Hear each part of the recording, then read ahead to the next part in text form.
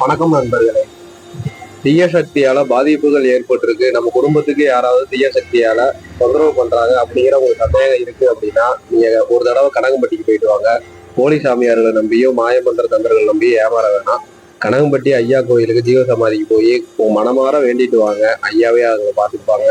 ஐயாவும் ஒரு நாள் தேடி மாயால மந்திரவாதி வராங்க. அவங்களுக்கு என்ன நடந்துச்சு அப்படிங்கிறத நம்ம இந்த பதிவுல பார்க்க போறோம். இந்த வீடியோவை கடைசி வரைக்கும் பாருங்க. ஐயாவோட மகிமையிலே அற்புதங்களையும் தெரிஞ்சுக்கலாம். இந்த சேனலை சப்ஸ்கிரைப் பண்ணிக்கிங்க. அடுத்தடுத்த பதிவுல ஐயாவோட அற்புதங்களையும் மகிமையிலையும் நீங்க உடனுக்குடன் தெரிஞ்சுக்கலாம். இப்போ நம்ம இந்த கதையில ஐயாவை தேடி வந்த ஒரு மந்திரவாதிக்கு நடந்த ஒரு விஷயத்தை தான் நம்ம இதுல பார்க்க போறோம். ஐயா கனகம்பட்டியில இருக்காங்க. இப்ப இருக்கிற மோகன் ஐயா தோட்டத்துல இருக்கிறாங்க. அப்போ ஐயாவை பாக்குறதுக்கு நிறைய பக்தர்கள் வந்திருக்கிறாங்க. வந்த பக்தர்களை ஆளுக்கு ஒரு வேலை கொடுத்துருக்குறாங்க. எல்லாரும் அந்த வேலையை செஞ்சுட்டு இருக்கிறாங்க. ஐயா அங்கிருந்து நடந்து வேற இடத்துக்கு போயிடுறாங்க. ஐயா ஒரு வேலை சொல்லிட்டு அவரு போறாரு அப்படின்னா அது திரும்ப எப்போ வந்து அந்த வேலை செஞ்சது போதும் அப்படின்னு சொல்றாரோ அது வரைக்கும் யார் யாருக்கு என்னென்ன வேலை கொடுத்தாங்களோ அந்தந்த வேலையை அவங்க செஞ்சுக்கிட்டு தான் இருக்கணும். இது ஐயா இருக்கிறப்போ ஐயாவை போய் பார்க்க போனா எல்லா பக்தர்களுக்கும் தெரியும்.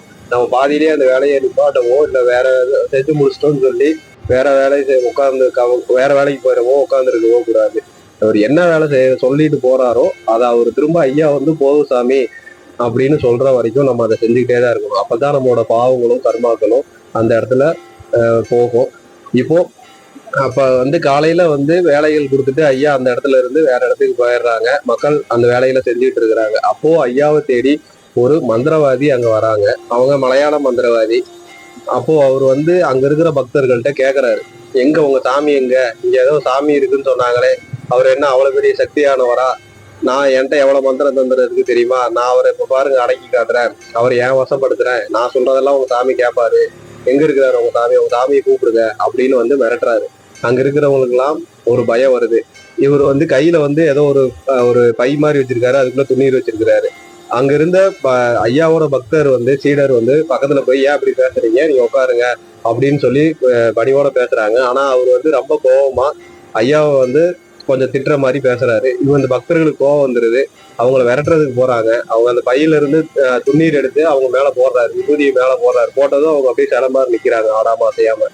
அதை பார்த்ததும் அங்க இருந்த பக்தர்களுக்கு எல்லாம் ரொம்ப பயமாயிருது. ஐயா வேற இல்லையே, இவர் வந்து இப்படி என்னமோ பண்றாங்களே அப்படின்னு சொல்லி திகச்சு போய் நிக்கிறாங்க. என்ன பண்றது தெரியாம நின்றுட்டு இருக்கிறாங்க. அப்போ 4 பைரவர் வராங்க. பைரவர் நான் வந்து சொல்றது வந்து நாய்க்குட்டிகள். நாய்க்குட்டி 4 நாய்கள் அங்கிருந்து வேகமா ஒடியாருது. தூரமா இருந்து இவங்களை அந்த பக்தர்கள் இருக்கிற இடத்த நோக்கி வருது. வந்து இந்த மந்திரவாதிய ரவுண்டு சுத்தி நின்று உழைக்குதுங்க. கடிக்கிற மாதிரி போகுதுங்க. அந்த நாய்கள் மேலையும் இவங்க வந்து விபூதியை போடுறாரு. அந்த நாய்களும் கம்மு போய் படுத்துக்குது. ஐயா வந்துதான் அந்த நாய்கள் அடிச்சிருக்கிறாரு அப்படின்னு அங்கிருந்த பக்தர்கள் நம்பிட்டு இருந்த நிலையில திரும்ப அந்த நாய்கள் மேல விபூதியை போட்டுட்டே அந்த நாய்கள் பேசாம படுத்துக்குது. அங்க இருந்தவங்களுக்கு இன்னும் பயம் அதிகமாயிருது. அந்த ஆள் வந்து ரொம்ப விரட்டுறாரு அந்த மந்திரவாதி. இப்ப நீங்க சொல்லல அப்படின்னா எல்லாத்தையும் நான் என்ன பண்றேன்னு பாருங்க. இந்த நிமிஷமே யாராலையும் நீங்க இருந்து போக முடியாது. உங்க ஐயா வராம இங்க இருந்து போக முடியாது அப்படின்னு சொல்லி ரொம்ப மிரட்டுறாங்க. ரொம்ப பயந்துடுறாங்க. அப்போ ஐயா சிறிது நேரம் கழிச்சு அந்த இடத்துக்கு வராரு. இவர் இந்த ஐயா உட்கார்ந்துருக்கிற கட்டல்ல அந்த பாறையில தான் இந்த மந்திரவாதியும் போய் உட்காந்துருக்கிறாரு. ஐயா வராரு. வந்து பாக்குறாரு. இவர் வந்து ஐயா வந்து வா வா நீதான் அந்த சாமியா? அதான் ஒண்ணும் தெரியலையே, சாதாரண மனுஷனாட்ட இருக்கிற மக்களையில ஏமாத்திட்டு இருக்கிறியா அப்படின்னு சொல்லி ஐயா வந்து தரக்குறைவா பேசுறாங்க. ஐயா வந்து சிரிச்சுக்கிட்டே அவர் வந்து எந்த ஒரு இதுவுமே காட்டிக்காம கம்முன்னு பக்கத்துல வந்து நிக்கிறாரு. இந்த மந்திரவாதி ஐயா பார்த்து வா இங்க உட்காரு, நீங்க என்ன ஒன்ட்ட என்ன இருக்குன்னு நான் பாக்குறேன் அப்படின்னு சொல்லி ரொம்ப ஒரு ஆணவத்தோடையும் திமுறோடையும் ஐயாட்ட வந்து பேசுறாங்க, நடந்துக்கிறாங்க. ஐயாவும் அவர் சொன்ன எல்லாத்துக்குமே பணிவோட அவர் வந்து சாந்தமா வந்து அவங்கள வந்து கையாளுறாரு. ஐயா வந்து பக்கத்துல உட்காடுறாரு. உட்காந்துனே அப்ப வந்து ஒரு பக்தர் வந்து டீ வாங்கிட்டு வராங்க. அந்த டீயை வந்து ஐயா வாங்குறாரு. அப்போ வந்து இந்த சாமியா இருந்துட்டு இந்த சாமி கிட்ட சத்தியே எல்லாம் அவங்களுக்கு டீ கொடுக்குறீங்களா, எனக்கு வந்து டீ கொடுங்க, எனக்கு ஊத்தி கொடு அப்படின்னு சொல்லி சொல்றாரு அந்த மந்திரவாதி.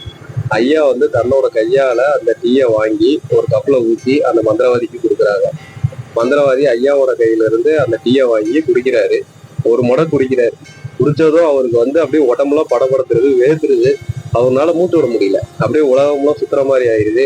அவர் கட்டல்ல இருந்தவர் அப்படியே கீழே விழுகுறாரு. உளுந்து பிறண்டு அவருக்கு என்ன பண்றது தெரியாம அங்கிட்டும் இங்கிட்டும் அப்படியே தவழ்ந்து போறாரு. அவரால் எந்திரிச்சு நிக்க முடியல. உலகம் சுத்துது, பூமி வந்து தலைகீழா இருக்கு அப்படின்னு சொல்லிக்கிட்டே ஓடுறாரு. அங்கிட்டு இங்கிட்டு போய் அந்த மரத்தை பிடிச்சி மரத்துல ஏறி கீழே தலைகீழ தொங்குறாரு. அங்க இருந்த பக்தர்கள் எல்லாம் அதை பார்த்துக்கிட்டே இருக்கிறாங்க அமைதியா. ஐயா வந்து அவங்க பண்றதெல்லாம் பார்த்துட்டு சிறிது நேரம் கழிச்சு ஒரு துண்ணீர் கொடுக்குறாரு. துண்ணீர் கொடுத்து ஐயா கையால ஒரு விபூதி அவங்க மேல போட்டு அவனை கூட்டிட்டு வா அப்படின்னு சொல்றாரு. பக்தர்கள் அந்த விபூதியை கொண்டு போய் அந்த மரத்துக்கிட்ட இருந்த அந்த பக்தர்கள் அந்த மந்திரவாதி மேல போடுறாங்க. போட்டதும் அவருக்கு வந்து நினைவு வருது. ஐயா முன்னாடி வந்து கூட்டிட்டு வந்து நிப்பாட்டுறாங்க. ஐயா வந்து அந்த மந்திரவாதி கிட்ட சொல்றாரு, உனக்கு மந்திரம் தந்திரம் பழகிட்ட, நீ மக்களுக்கு வந்து நல்லது செஞ்சிருக்கணும். ஆனா எல்லாரையும் துன்பத்திலையும் துயரத்திலையும் நீ ஆழ்த்துக்கிட்ட, நீ எல்லாத்தையும் துன்பப்படுத்தி இருக்கிற, வேதனைப்படுத்தி இருக்கிற, இனிமேல் அதை பண்ணாத, போய் பொழைச்சுக்க போ அப்படின்னு சொல்றாரு. அந்த மந்திரவாதிக்கு அவரோட மந்திரங்கள் எல்லாமே மறந்து போயிடுது. எதுவுமே ஞாபகத்துக்கு வரல. அவங்க மண்டிட்டு மன்னிப்பு கேட்கறாங்க ஐயாட்ட. என்னை மன்னிச்சிருங்கய்யா, என்னோட மந்திர சக்தி என்கிட்ட கொடுத்துருங்க, நான் என் ஊர்ல போய் நான் பொழப்பு பாத்துக்கிறேன் அப்படின்னு சொல்லி கெஞ்சுறாரு. மண்டிட்டு அழுகுறாரு. ஐயா வந்து ஒரே வார்த்தையில சொல்லிடுறாரு, சாமி புடுங்குனதுதான், உயிர் இருக்குல்ல, போய் பொழைச்சுக்க போ, ஒழுங்கா நடந்துக்கோ, நேர்மையா இருந்துக்கா, மக்களுக்கு நல்லது பண்ணு, போய் பொழைச்சுக்க போ அப்படின்னு சொல்லி உயிர் பிச்சை கொடுத்து அனுப்பிடுறாங்க. ஐயா அத்தனை சித்துகளும் பெற்று இருந்தாரு. மாய மந்திரம் எல்லாத்துக்கும் மேலானவர் ஐயா. அவர்கிட்ட எந்த ஒரு மந்திரவாதியோ எந்த ஒரு மந்திர தந்திரம் பில்லி சூனியோ எதுவுமே ஐயாட்ட நெருங்க முடியாது அப்படிங்கிறத அங்க இருந்த பக்தர்கள் அன்னைக்கு தெரிஞ்சுக்கிட்டாங்க. ஐயா எவ்வளவு பணிவாகவும் கருணையாகவும் தன்னை இழிவா பேசினவங்களையும் கையாண்டு அவங்களுக்கு புத்தியை கொடுத்து அனுப்பிச்சிருக்காரு அப்படிங்கிறத இந்த பதிவுல நம்ம தெரிஞ்சுக்கலாம்.